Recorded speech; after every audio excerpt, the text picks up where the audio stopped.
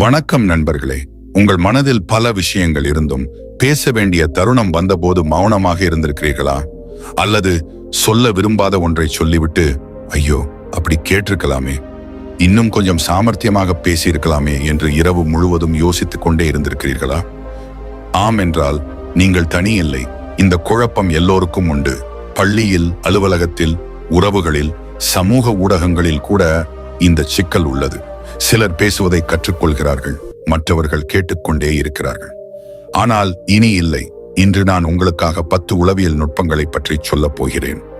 இவை உங்கள் தகவல் தொடர்பு திறன்களை மேம்படுத்தி உங்களுக்கு புதிய பரிமாணத்தை அளிக்கும். பேசும் கலை என்பது ஒரு மாயவித்தைக்கு குறைவானதல்ல.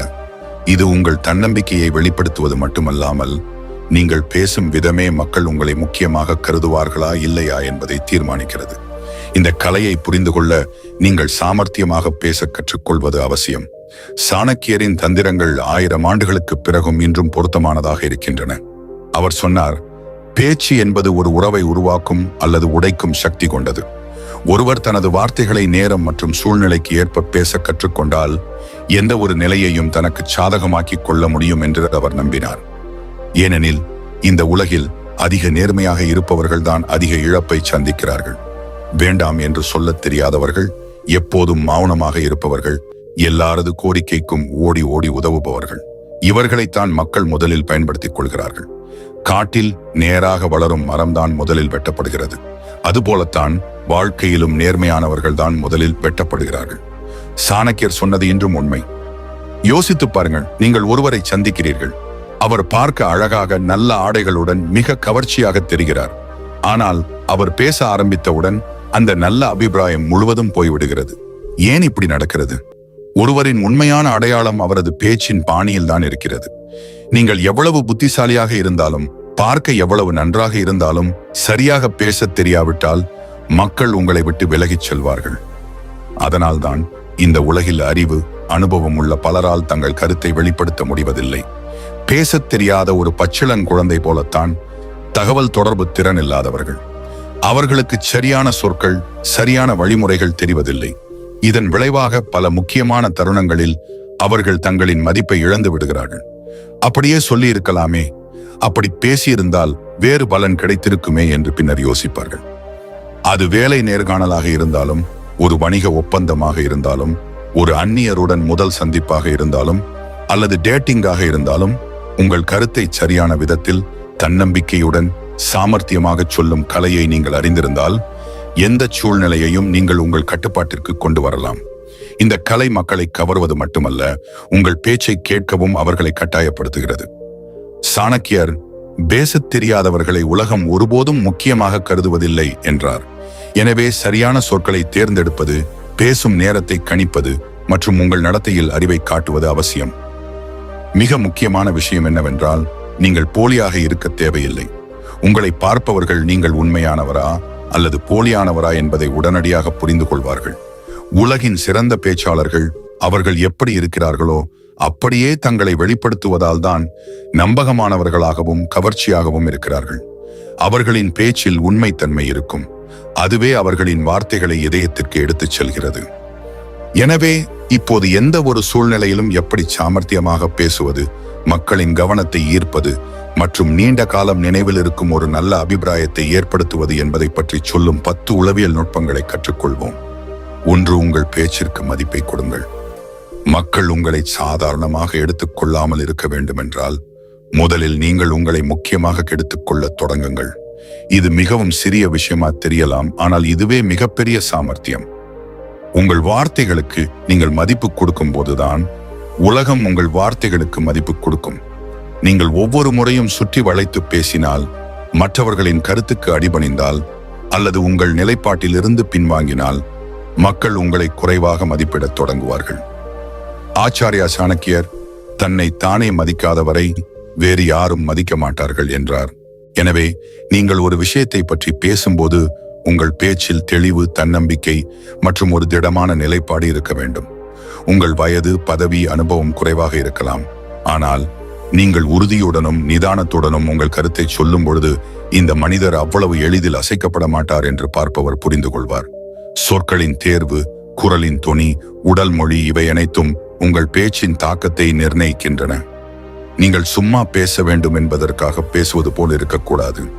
ஒவ்வொரு வார்த்தையும் இந்த நபர் தனக்கு என்ன பேசுகிறோம் என்று தெரியும் என்று மற்றவர் நினைக்க வைக்க வேண்டும். உங்களை சாதாரணமாக எடை போடும் வாய்ப்பை யாருக்கும் கொடுக்காதீர்கள். நீங்கள் எப்படி பேசுகிறீர்கள் என்பதுதான் மக்கள் உங்களுக்கு எவ்வளவு முக்கியத்துவம் கொடுப்பார்கள் என்பதை தீர்மானிக்கிறது. 2. ஒட்டும் கண்கள். கண்களால் பேசுவதும் ஒரு கலைதான். சாமர்த்தியமாக பேசுவது என்பது வெறும் வார்த்தைகளில் விளையாடுவது மட்டுமல்ல, உடல் மொழியிலும் உள்ளது. அதில் உங்கள் கண்களை பயன்படுத்தும் விதம் அதிக தாக்கத்தை ஏற்படுத்துகிறது. நீங்கள் ஒருவருடன் பேசும்போது அவர்களின் கண்கள் உங்களை பார்ப்பதற்கு பதிலாக அடிக்கடி வேறு எங்கோ அலைபாய்ந்தால், தொலைபேசியில், சுவரில், கடிகாரத்தில் உங்களுக்கு எப்படி இருக்கும்? உங்களுக்கு அல்லது உங்கள் பேச்சில் அவர்களுக்கு ஆர்வம் இல்லை என்று நீங்கள் நினைக்கலாம். இந்த தவறைத்தான் பலரும் செய்கிறார்கள். நீங்கள் பேசும்போது எதிராளியின் கண்களை பார்க்கவில்லை என்றால், நீங்கள் எவ்வளவு நல்ல விஷயம் பேசினாலும் அதன் பாதிப்பு பாதியாக குறைந்துவிடும். சாணக்கியர், உறவில் இருந்தால் உறுதியுடன் இரு, இல்லையேல் மௌனமே சிறந்தது என்றார். அதாவது, நீங்கள் ஒருவருடன் பேசும்போது உங்கள் முழு கவனமும் இருப்பும் தெளிவாக தெரிய வேண்டும். ஒட்டும் கண்கள் என்றால் உரையாடலின் போது எதிராளியின் கண்களை பார்ப்பது. ஆனால் அது இயல்பாக இருக்க வேண்டும். அதிக நேரம் முறைப்பது போலவும் இருக்கக்கூடாது, கவனம் செலுத்தாதது போலவும் இருக்கக்கூடாது. சமநிலையுடன் கூடிய நேர்மையான கண் தொடர்பு, நீங்கள் சொல்லுவதை கேட்கிறீர்கள், புரிந்து கொள்கிறீர்கள் மற்றும் மதிக்கிறீர்கள் என்ற உணர்வை மற்றவருக்கு ஏற்படுத்தும். உங்களுக்கு யோசிக்க வேண்டியிருந்தாலோ அல்லது வேறு திசையை பார்க்க வேண்டியிருந்தாலோ அந்த அசைவு மெதுவாகவும் சீராகவும் இருக்க வேண்டும். நீங்கள் ஓடுகிறீர்கள் அல்லது சலிப்படைந்து விட்டீர்கள் என்று தோன்றக்கூடாது. உங்கள் கண்கள் உங்கள் தன்னம்பிக்கையை காட்டுகின்றன. கண்களை பார்த்து பேசும்போது உங்கள் வார்த்தைகளோடு சேர்த்து உங்கள் நோக்கத்தையும் மற்றவர் புரிந்து கொள்வார். 3வது, எதிராளியின் பலவீனத்தை புரிந்து கொள்ளுங்கள். இதுவே பிணைப்பு மற்றும் தாக்கத்தை உருவாக்குவதற்கான ஆரம்பம். சாமர்த்தியமாக பேசுவதன் ஆழமான ரகசியம் என்னவென்றால், நீங்கள் எதிராளியை வெறும் கேட்பது மட்டுமல்ல, உணர்வதும் தான். ஒவ்வொரு மனிதனும் வெளியே எவ்வளவு வலிமையாகவும் தன்னம்பிக்கையுடனும் கவலையற்றவனாகவும் தோன்றினாலும் அவனுக்குள்ளே ஏதோ ஒரு உடைந்த விஷயம் இருக்கும். முடிக்கப்படாத கதை, ஒரு பயம், ஒரு பலவீனம். அது அவனை மீண்டும் மீண்டும் தொந்தரவு செய்யும். அந்த பலவீனத்தை அடையாளம் காண்பவரே உண்மையான சாமர்த்தியசாலி. சாணக்கியர், எதிரியை தோற்கடிப்பதற்கு முன் அவனது பலவீனத்தை அறிந்து கொள் என்றார். இந்த தத்துவத்தை உறவுகளில் பயன்படுத்தினால் யாரையும் வெல்ல முடியாது, மாறாக அவர்களின் இதயத்தை வெல்லலாம். நீங்கள் மக்கள் பேசுவதை கேட்கும்போது அவர்களின் வார்த்தைகளில் மட்டும் கவனம் செலுத்தாதீர்கள். அந்த வார்த்தைகள் எந்த வழியிலிருந்தோ பயத்திலிருந்தோ வருகின்றன என்று புரிந்து கொள்ள முயற்சி செய்யுங்கள். ஒருவர் மீண்டும் மீண்டும் பணத்தை பற்றி பேசினால் அவரது பலவீனம் பணம் மட்டுமல்ல, அதற்கு பின்னால் உள்ள பாதுகாப்பின்மை மற்றும் எதிர்கால பயம்தான். ஒருவர் எப்போதும் தன்னை பாராட்ட வேண்டும் என்று விரும்பினால் அவர் குழந்தையாக இருந்தபோது போதுமான பாராட்டை பெறவில்லை, அல்லது இப்போதும் தனக்கு தன்னம்பிக்கை இல்லை என்று அர்த்தம். நீங்கள் ஒருவரின் பலவீனத்தை புரிந்து கொண்டு அங்கிருந்து உரையாடலை தொடங்கும் போது அந்த நபர் உங்களை வெறும் கேட்பவராக அல்ல, ஒரு உண்மையான தோழராக உணர்வார். இது ஒரு சாதாரண உரையாடல், ஒரு தாக்கமிக்க தகவல் தொடர்பாகி போகும் தருணம். இந்த பிணைப்பு நீண்ட காலம் நீடிக்கும். 4வது, உண்மைத்தன்மையுடன் இருங்கள். ஏனெனில் போலித்தனத்தை உலகம் மிக விரைவாக அடையாளம் கண்டு கொள்கிறது. சாமர்த்தியமாக பேசுவதற்கான மிகப்பெரிய மந்திரம் என்னவென்றால், நீங்கள் எப்படி இருக்கிறீர்களோ அப்படியே இருங்கள். பலரும் அதிக விருப்பமானவராகவும் கவர்பவராகவும் இருக்க வேண்டுமென்றால் தங்களை முற்றிலும் மாற்றிக்கொள்ள வேண்டும். குரலை ஸ்டைலாக மாற்ற வேண்டும், ஆங்கிலம் பேச வேண்டும், அல்லது ஒரு பிரபலத்தை போல பேச வேண்டும் என்று நினைக்கிறார்கள். ஆனால் இங்கேதான் அவர்கள் மிகப்பெரிய தவறை செய்கிறார்கள். எதிராளி முட்டாள் அல்ல, நீங்கள் போலியானவரா அல்லது உண்மையானவரா என்பதை அவர் உடனடியாக புரிந்து கொள்வார். நீங்கள் போலியாக நடிக்கிறீர்கள் என்று அவர் உணர்ந்தால் உங்கள் வார்த்தைகளின் தாக்கம் அங்கேயே முடிந்துவிடும். ஆச்சாரியா சாணக்கியர், ஒரு மனிதனின் உண்மையான அடையாளம் அவனது நடத்தையே, வார்த்தைகளின் வெளிவேஷம் அல்ல என்று கூறியுள்ளார். அதையே மனதில் வைத்து நீங்கள் எப்படி இருக்கிறீர்களோ அப்படியே உங்களை வெளிப்படுத்தும் போது உங்கள் பேச்சில் தனிப்பட்ட தன்னம்பிக்கையும் நேர்மையும் வெளிப்படும். நீங்கள் யாரையோ போல பேசுவதை தவிர்த்து உங்கள் சொந்த மொழி, சொந்த பாணி மற்றும் உங்கள் சொந்த சுபாவத்தை மேம்படுத்துங்கள். குரலுக்கு மதிப்பு கொடுக்க வேண்டும் என்றால் உங்கள் உண்மைத்தன்மை மற்றும் தன்னம்பிக்கையால் கொண்டு வாருங்கள். வேறொருவரை போல நடித்தால் அது வராது. நீங்கள் போலியாக இல்லை, உண்மையில் அப்படியே இருக்கிறீர்கள் என்று அவர் நம்பும்போதுதான் எதிராளி உங்கள் பேச்சை கேட்பார். 5வது மௌனமும் ஒரு சாமர்த்தியம். எல்லா விஷயத்தையும் பேசுவது புத்திசாலித்தனம் அல்ல. பேசும் கலை என்பது பேசுவதில் மட்டுமில்லை. சில சமயங்களில் சரியான நேரத்தில் மௌனமாக இருப்பதுதான் மிகப்பெரிய புத்திசாலித்தனம். இன்றைய உலகில் எல்லாவற்றையும் பேசிவிடுவது, எல்லா கருத்தையும் வெளிப்படுத்துவது, ஒவ்வொரு சூழ்நிலைக்கும் எதிர்வினையாற்றுவது அவசியமில்லை என்பதை நாம் மறந்து விடுகிறோம். உண்மையான சாமர்த்தியசாலி யார் என்றால் எப்போது பேச வேண்டும் என்று தெரிந்தவர், ஆனால் அதைவிட முக்கியமாக எப்போது பேசக்கூடாது என்று தெரிந்தவர். நம்மிடையே பலர் மனதில் உள்ளதை யோசிக்காமல் உடனடியாக சொல்லிவிடுகிறார்கள். அப்பிறகு அந்த வார்த்தையை சொல்லியிருக்க கூடாது என்று வருத்தப்படுகிறார்கள். இந்த இழப்பு வார்த்தைகளுக்கு மட்டுமில்லை, சில நேரங்களில் உறவுகள் முறிந்து போகின்றன, வாய்ப்புகள் நழுவி போகின்றன, உங்கள் பிம்பமும் பாதிக்கப்படுகிறது. ஆச்சாரியா சாணக்கியர் கேட்காமலேயே ஆலோசனை வழங்குவதும் யோசிக்காமல் பேசுவதும் தான் முட்டாள்களின் அடையாளம் என்றார். இது ஒரு ஆழமான கருத்து. இதன் பொருள் நீங்கள் மௌனமாக இருக்க வேண்டும் என்பதல்ல, மாறாக உங்கள் வார்த்தைகளின் மதிப்பை புரிந்து கொள்ள வேண்டும் என்பதே அதன் சாராம்சம். ஒவ்வொரு உண்மையையும் எல்லோரிடமும் சொல்ல முடியாது. எல்லா விஷயத்தையும் எல்லா இடத்திலும் எல்லா நேரத்திலும் சொல்ல முடியாது. சில நேரங்களில் மௌனம்தான் உங்களை மிகவும் வித்தியாசமானவராகவும் புத்திசாலியாகவும் காட்டும் பலம். நீங்கள் ஒருவருடன் பேசுகிறீர்கள். அவர் தன் மனதை பாரமில்லாமல் ஆக்கிக் கொள்ள வந்திருக்கிறார். அவர் கேட்பதற்காக வந்திருக்கிறார், உங்களை தீர்ப்பளிப்பதற்காக அல்ல. ஆனால் நீங்கள் ஒவ்வொரு முறையும் அவரை திருத்த ஆரம்பித்தால், விளக்க ஆரம்பித்தால், ஆலோசனை கூற ஆரம்பித்தால், அடுத்த முறை அவர் உங்களிடம் பேசாமல் இருக்கலாம். மௌனம் என்பது ஒரு பலவீனம் அல்ல, அதுவே மிகப்பெரிய சுய கட்டுப்பாடு ஆகும். நீங்கள் உங்கள் வார்த்தைகளை அடக்க முடிந்தால் உங்கள் வார்த்தைகளின் மதிப்பு இன்னும் அதிகரிக்கும். அப்படிப்பட்டவர் பேசும்போது மக்கள் கவனமாக கேட்பார்கள். ஏனென்றால் அவர் காரணம் இல்லாமல் பேச மாட்டார் என்று அவர்களுக்கு தெரியும். 6வது, எங்கே பேச வேண்டும், எங்கே மௌனமாக இருக்க வேண்டும். இதை புரிந்து கொள்வதும் ஒரு சாமர்த்தியம். பேசுவதில் வார்த்தைகள் மட்டும் பயன்படுத்தப்படுவதில்லை, அறிவும் பயன்படுத்தப்படுகிறது. அறிவின் மிகப்பெரிய அடையாளம் எங்கே பேச வேண்டும், எங்கே மௌனமாக இருக்க வேண்டும் என்று தெரிந்து கொள்வதுதான். சரியான நேரத்தில் பேசுவது உங்களுக்கு பாதைகளை திறக்கலாம். உங்கள் பேச்சால் மக்கள் கவரப்படலாம், உங்களுக்கு வாய்ப்புகள் கிடைக்கலாம், ஏன் உங்கள் வாழ்க்கையே மாறலாம். ஆனால் நீங்கள் பேச வேண்டிய இடத்தில் மௌனமாக இருந்தால் அந்த மௌனம் உங்கள் மிகப்பெரிய பலவீனமாக மாறலாம். எனவே முதலில் சூழ்நிலையையும் எதிராளியையும் புரிந்து கொள்ளுங்கள். உரையாடலை தொடங்கும் முன் சிறிது இடைவெளி எடுத்து யோசித்து கவனம் செலுத்துங்கள். ஒரு தலைப்பை பற்றி நீங்கள் பேச வேண்டுமானால் முதலில் நீங்களே அந்த தலைப்பில் ஆழமாக இறங்க வேண்டும். தயாரிப்பு இல்லாமல், புரிதல் இல்லாமல் நீங்கள் எதையாவது பேசினால் அது வெறும் இரைச்சலாக மட்டுமே இருக்கும். ஆனால் எதிராளியின் ஆர்வத்தை புரிந்து கொண்டு பேசும்போது உங்கள் பேச்சின் தாக்கம் அதிகமாக இருக்கும். இங்கே சாணக்கியரின் முக்கியமான சூத்திரம் நினைவிருக்கட்டும். சமயம், இடம் மற்றும் மனிதனுக்கு ஏற்பவே வார்த்தைகளை பயன்படுத்துங்கள். அதாவது உங்கள் வார்த்தை அப்பொழுதுதான் பயனுள்ளதாக கருதப்படும். அது நேரத்திற்கும் மனிதனுக்கும் ஏற்றதாக இருக்கும். இப்போது கேள்வி என்னவென்றால், எதிராளியின் ஆர்வம் என்னவென்று எப்படி தெரிந்து கொள்வது? இன்றைய டிஜிட்டல் உலகில் இதற்கு பதில் மிகவும் எளிது. சமூக ஊடக தளங்களில் சிறிது கவனம் செலுத்துங்கள். அவர் எந்த பக்கங்களை பின்பற்றுகிறார், எதை விரும்புகிறார், எந்த தலைப்பில் அதிகம் எதிர்வினையாற்றுகிறார், எந்த தலைவர் அல்லது பிரபலத்துடன் அவர் தொடர்பு கொள்கிறார், எந்த நிறுவனங்கள் அல்லது பிராண்டுகளில் அவருக்கு ஆர்வம் உள்ளது. இந்த விஷயங்களை தெரிந்து கொண்டு நீங்கள் தொடர்புடைய ஒரு விஷயத்தை ஆரம்பிக்கும் போது எதிராளி உடனடியாக தன்னை பிணைத்துக் கொள்வார். அட, இவர் என்னை பற்றி பேசுகிறாரே என்று அவர் நினைக்கும் தருணம் இதுதான். அங்கிருந்துதான் உரையாடலின் ஒரு வலுவான பாலம் கட்டப்படுகிறது. உங்களுக்கு இதில் உங்கள் பலனுக்குரிய விஷயம் உள்ளது என்று எதிராளிக்கு உணர வைத்தால் அவர் உங்களை வெறும் கேட்க மாட்டார், கவனமாக கேட்பார். 7 வேண்டாம் என்று சொல்ல கற்றுக்கொள்ளுங்கள். எல்லோரையும் திருப்திப்படுத்த முயல்வது மிகப்பெரிய ஏமாற்றம். நீங்கள் சாமர்த்தியமாக பேச விரும்பினால் எல்லோரையும் திருப்திப்படுத்துவது உங்கள் பொறுப்பல்ல, அது சாத்தியமும் இல்லை என்பதை முதலில் புரிந்து கொள்ளுங்கள். நீங்கள் ஒவ்வொரு முறையும் ஆம் என்று சொல்லும்போது உங்கள் மதிப்பை நீங்களே குறைத்துக் கொள்கிறீர்கள்.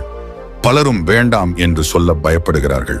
ஏனென்றால் எதிராளி வருத்தப்படுவார், கோபப்படுவார், அல்லது உறவுகள் கெட்டுவிடும் என்று நினைக்கிறார்கள்.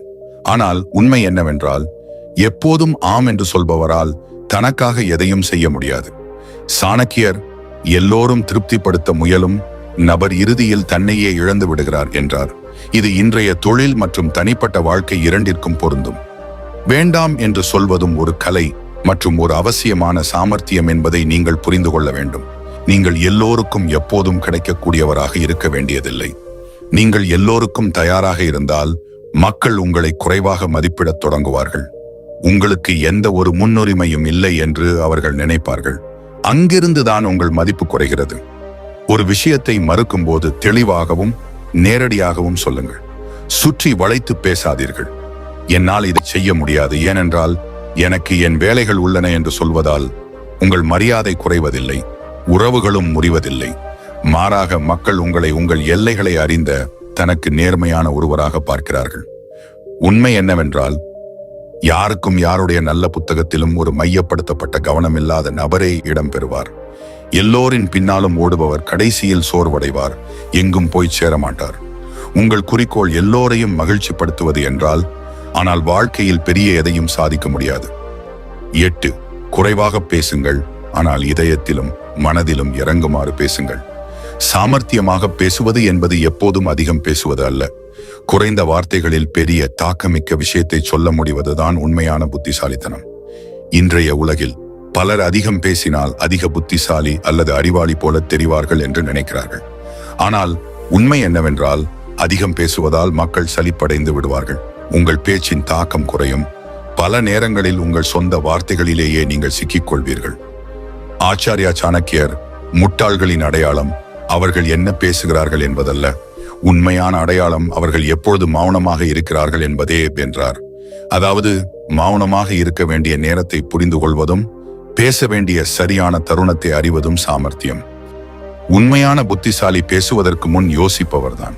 அவர் வார்த்தைகளின் மதிப்பை அறிந்தவர். ஒவ்வொரு வாக்கியத்தையும் ஒரு அம்பு போல பயன்படுத்துவார். நீண்ட நேரம் பேசுவதால் மக்கள் உங்களை முக்கியமாக கருத மாட்டார்கள். ஆனால் நீங்கள் குறைந்த வார்த்தைகளில் ஆழமான ஒரு விஷயத்தை சொல்லும்போது அது கேட்பவரின் இதயத்தை தொட்டு மனதில் பதிந்துவிடும். 9. கேட்க கற்றுக்கொள்ளுங்கள். மிக குறைவாக பேசுபவரே மிகவும் சாமர்த்தியமானவர். உங்கள் பேச்சை மக்கள் கவனமாக கேட்க வேண்டும் என்றால், முதலில் நீங்கள் மற்றவர்கள் பேசுவதை கவனமாக கேட்க கற்றுக்கொள்ள வேண்டும். இது மிகவும் எளிமையானதாக தெரிகிறது, ஆனால் இதுவே மிகப்பெரிய சாமர்த்தியம். இன்றைய உலகில் எல்லோரும் பேச விரும்புகிறார்கள், ஆனால் கேட்பவர்கள் மிக குறைவு. இங்கேதான் புத்திசாலிகள் மற்றவர்களிடமிருந்து தனித்து நிற்கிறார்கள். சாணக்கிய நீதி கூறுகிறது, யார் கேட்கிறாரோ அவரே கற்றுக்கொள்கிறார், யார் கற்றுக்கொள்கிறாரோ அவரே சரியான முடிவை சரியான நேரத்தில் எடுக்கிறார். கேட்பது என்றால் வார்த்தைகளை பிடிப்பது மட்டுமல்ல, எதிராளியின் உணர்ச்சிகள், சிந்தனைகள் மற்றும் நோக்கங்களை புரிந்து கொள்வது. நீங்கள் ஒருவரின் பேச்சை கவனமாக கேட்கும் பொழுது அவரை நீங்கள் நன்றாக புரிந்து கொள்ள முடியும்.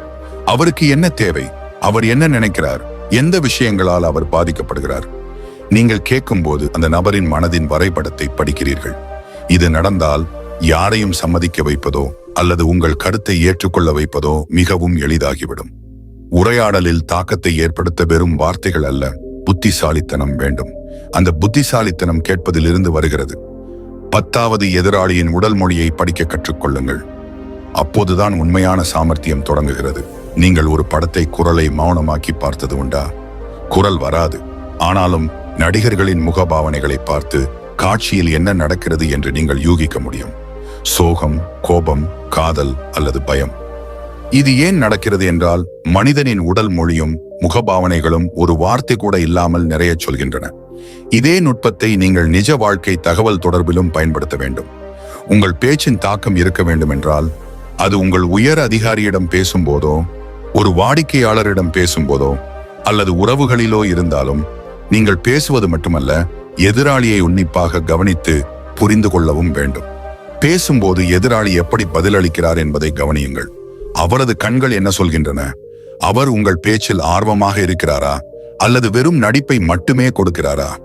அவர் சிரிக்கிறாரா அல்லது சலிப்படைகிறாரா?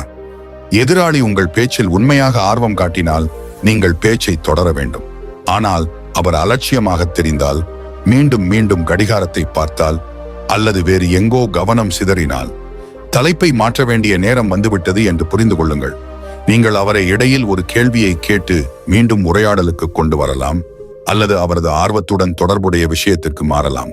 சாணக்கிய நீதி இதைத்தான் கற்பிக்கிறது. புத்திசாலி என்பவர் சூழ்நிலைக்கும் மனிதனுக்கும் ஏற்ப தனது பேசும் முறையை மாற்றிக்கொள்பவரே. எதிராளி என்ன நினைக்கிறார், என்ன உணர்கிறார் என்று தெரிந்து கொள்வது உளவு பார்ப்பதற்கு குறைவானதல்ல. இந்த கலையை கற்றுக்கொண்டவருக்கு மக்களின் இதயத்தை வெல்வது மிகவும் எளிதாகிவிடும். முடிவுரை: எனவே பேசுபவராக மட்டுமல்லாமல் படிப்பவராக இருங்கள். முகபாவனைகள், உடல் மொழி, கண்களின் மொழி ஆகியவற்றை படிக்க கற்றுக்கொள்ளுங்கள். ஏனென்றால் சாமர்த்தியமாக பேசுவது வெறும் வார்த்தை விளையாட்டு அல்ல, இது ஒரு நடிப்பு. இங்கே ஒவ்வொரு சிறிய விஷயமும் முக்கியத்துவம் வாய்ந்தது. நண்பர்களே, சாமர்த்தியமாக பேசுவது ஒரு கடினமான வேலை இல்லை என்று இப்போது நீங்கள் புரிந்து கொண்டிருப்பீர்கள். அதற்கு சரியான முறையும் சரியான அணுகுமுறையும் போதுமானது. இந்த குறிப்புகள் உங்களுக்கு பிடித்திருந்தால், உங்கள் உரையாடலிலும் இந்த கலையை நீங்கள் பின்பற்ற விரும்பினால் இதை லைக் செய்து ஷேர் செய்யுங்கள். மேலும் இது போன்ற அறிவுள்ள காணொளிகளை பெற விரும்பினால் சப்ஸ்கிரைப் செய்து மணி அடையாளத்தை அழுத்த மறக்காதீர்கள். ஏனென்றால் இங்கே நாங்கள் தினமும் உங்களுக்காக சாணக்கிய நீதிகளிலிருந்து கிடைத்த படிப்பினைகளையும் வாழ்க்கையை மாற்றும் குறிப்புகளையும் கொண்டு வருகிறோம். எனவே பேசும் கலையில் ஒன்றாகச் சேர்ந்து தேர்ச்சி பெற்று உங்கள் வாழ்க்கையை இன்னும் புத்திசாலித்தனமாக்குவோம்.